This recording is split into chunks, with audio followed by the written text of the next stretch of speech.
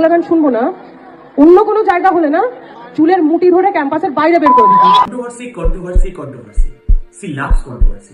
যে মানুষটিকে নিয়ে কথা বলবো তিনি খুব গুণ সম্পন্ন মানুষ, কিন্তু তিনি আরো বিখ্যাত কন্ট্রোভার্সিয়াল স্টেটমেন্টের জন্য। একদিকটি ধরেছেন। আমরা যে কথা বলবো ইমন চক্রবর্তীকে নিয়ে। তিনি তার গানের মহিমায় সবাইকে মুগ্ধ করেছেন। তার বিখ্যাত গান পৌঁছে দিল জাতীয় স্তরে, তাকে এনে দিল জাতীয় পুরস্কার। তর্ক তার পিছু ছাড়ল না। কখনো প্রেমিককে নিয়ে বিতর্কে তিনি ভেসে উঠলেন সমাজ মাধ্যমে, আবার কখনো তার ডিপ্রেশনের গল্প তাকে ভাইরাল করলো আমাদের সমাজ মাধ্যমে। যে বিষয় নিয়ে তিনি সবচেয়ে বেশি ভাইরাল হয়েছে সেটি হলো বাঙালি ও তার অস্মিতা।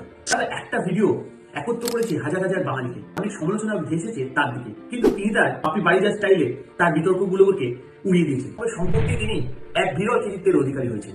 তার গাওয়া গান ইতিমা গানটি অস্কারের জন্য নমিনেশন হয়েছে, তা বাঙালিকে গর্বিত করেছে। তাই শেষে একটাই কথা বলবো, শিল্পীকে তার বিতর্ক দিয়ে নয়, তার শিল্প সত্তাকে দিয়ে বিচার করুন। এরকম আরো ভিডিও পাওয়ার জন্য আমাদের চ্যানেলটিকে লাইক ও